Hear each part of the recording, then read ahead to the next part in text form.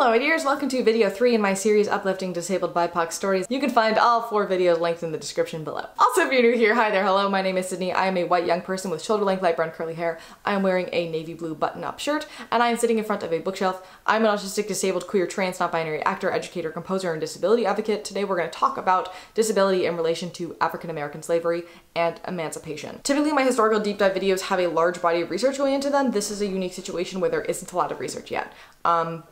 This is kind of centered around 2 major texts I highly recommend checking out. The first is an article I've linked in the description by Jim Downs called The Continuation of Slavery, The Experience of Disabled Slaves During Emancipation. And the second is a book by Dea H. Boster called African American Slavery and Disability, Bodies, Property, and Power, the Antebellum South, 1800 to 1860. Highly recommend checking both out, especially the article because it is free and easily accessible. It went into some economic aspects of the process of emancipation in relation to capitalism and disability that I didn't entirely understand, but I would like to. So if that is your jam, it is linked below. Also, so are the rest of my sources, but I'm going to be quoting heavily from those 2, so I wanted to specifically state them by name. I also want to acknowledge my privilege in looking at this topic of slavery as a white person. I have some level of emotional distance from this reality as a white person in the United States, but I also know that the intergenerational trauma is alive and well, and one of the reasons Americans in general do not talk about it enough. Or they just, like, in school, show the movie Roots, go, slavery was bad, and then they move on as if we're not culpable in continuing the cultural and systemic issues that have stemmed from slavery, because whatever. Either way, I often lean on other activists to talk about things that are really painfully close to my experience or my generational experience that I sometimes don't have the emotional capacity to research or talk about, which is why the institutionalization video has taken me 3 years to make.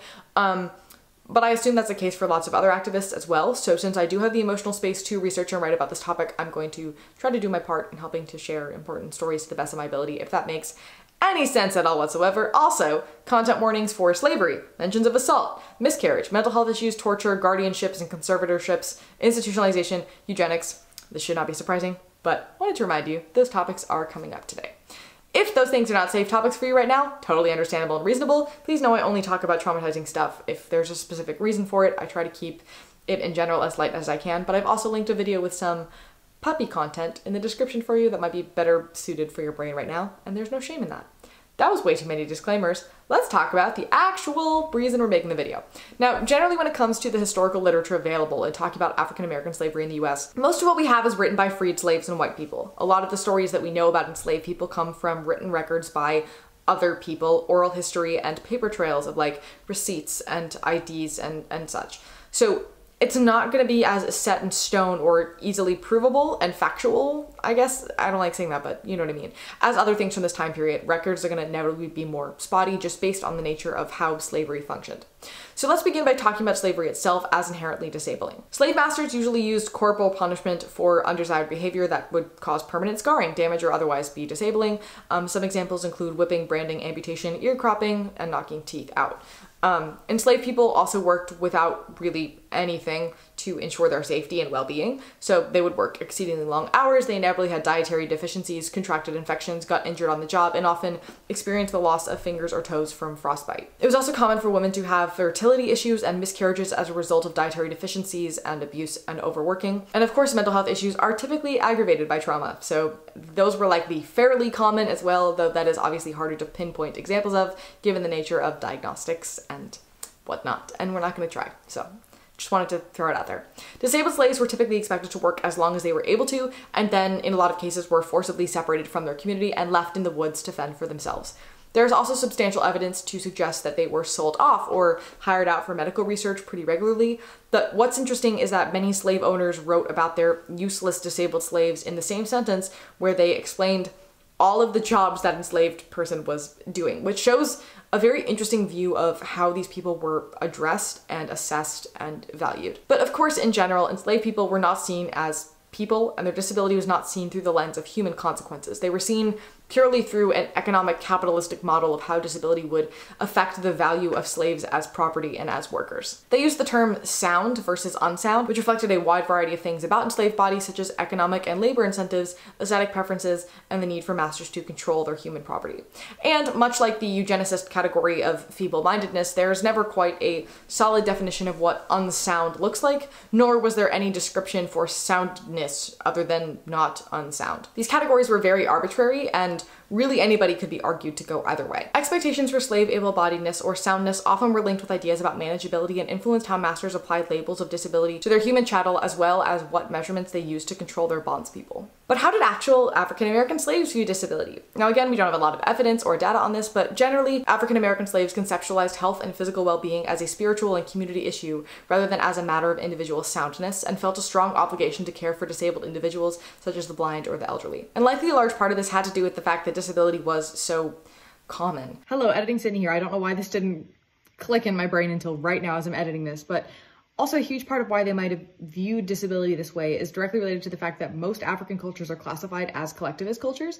Not to like go all white anthropology analysis, whatever, but collectivist cultures view disability in this way.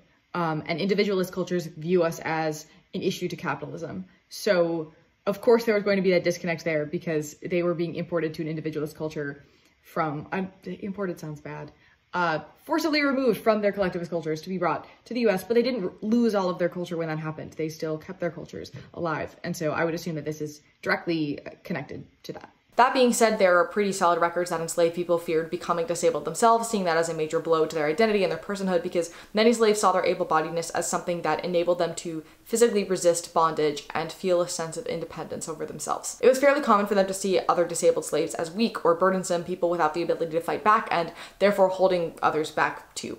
In escaping, disabled and weak slaves were typically left behind either on the plantation or somewhere along the way so as not to risk the entire group. But I also will say there are so many records of enslaved people physically fighting back against their owners anyway. So these ideas were not mostly founded, but it is understandable on some level for them to look at it that way because it was survival. They were in a survival mode. But on the other hand, for many people, disability was seen as a form of resistance. Flaunting a disability could mean lowering the prices you were sold for, angering the person trying to sell you. It was also a way that they could try to avoid sale to undesirable masters or be separated from their families.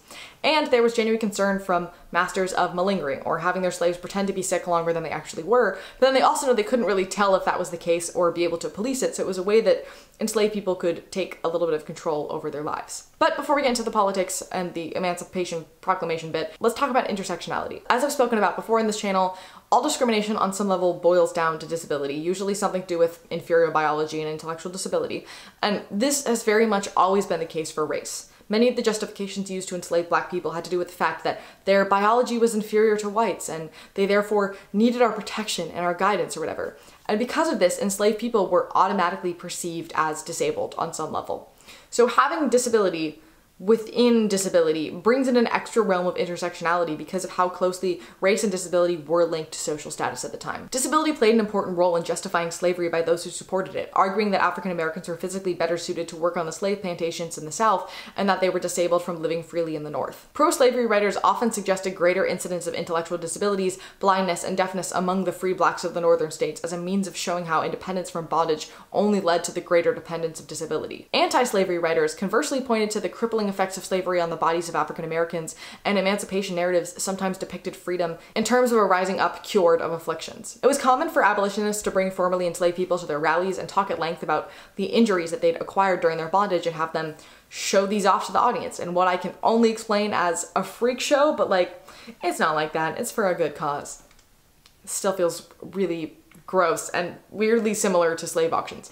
But what I find interesting about this is how, in order to get their political agenda across, they used some of the most disabled people they could find, and then once they got what they wanted, they got that agenda across, they completely left those people behind and only advertised perfectly able-bodied people instead.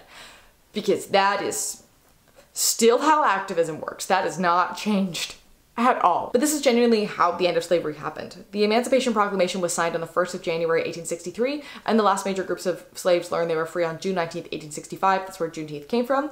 But that was not the end of slavery.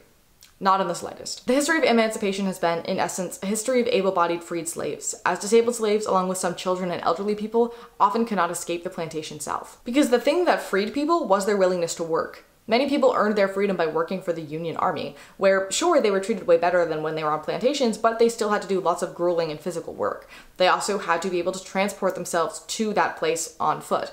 And that's just not possible for a large portion of people, especially enslaved populations that were being inherently disabled by the conditions of their enslavement. Labor was not the battleground where one proved its independence, but rather the shackle that prohibited disabled slaves from escaping the plantations of the South. So then, what happened to the slaves that were left behind?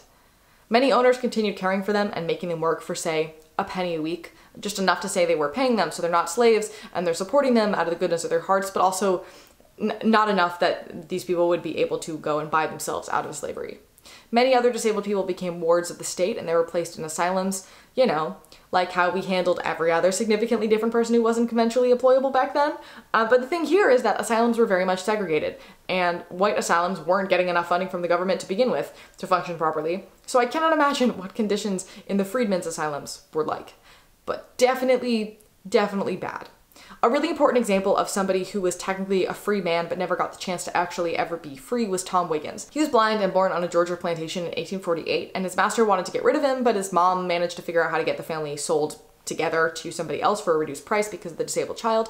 And around the age of 1, Tom began perfectly mimicking all kinds of sounds, and by the age of 4, he was sneaking in to listen to the slave owner's daughters learn piano, and he would copy their playing really well. So his master realized he could probably make a lot of money from this, and so he began touring Tom around the immediate area, then throughout the country. He performed at the White House at the age of 11, and at age 16 he toured Europe. And at the time, he was the highest paid pianist of the 19th century, making his masters about $25.4 million in today's money over the course of his 60 years of living.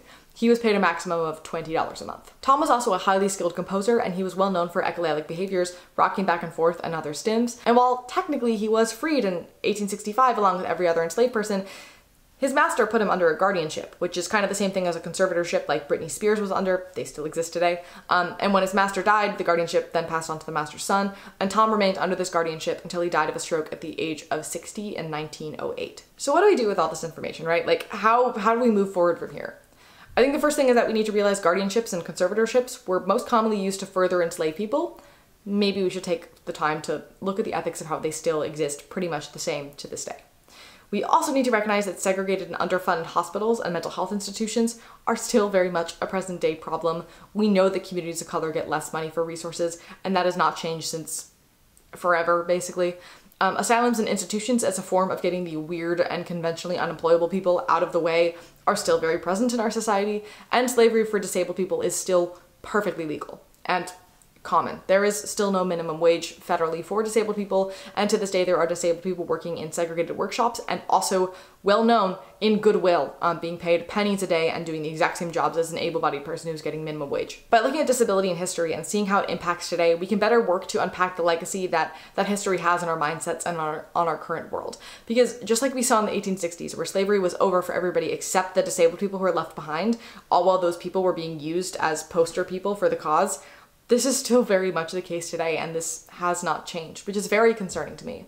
But it also really fascinates me and is very eye-opening at the same time, if that makes any sense at all. So that's all I have for you today. This is a little shorter than I was expecting it to be, but there's just not a lot of research right now. Because there's not a lot of sources.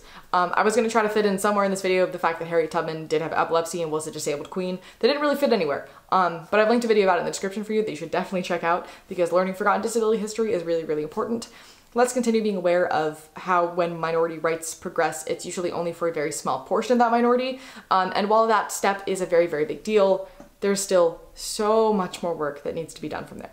So with that, thank you for listening. Thank you for learning. Remember, it is never too late to start over, and I look forward to seeing you, my dear, in the next one.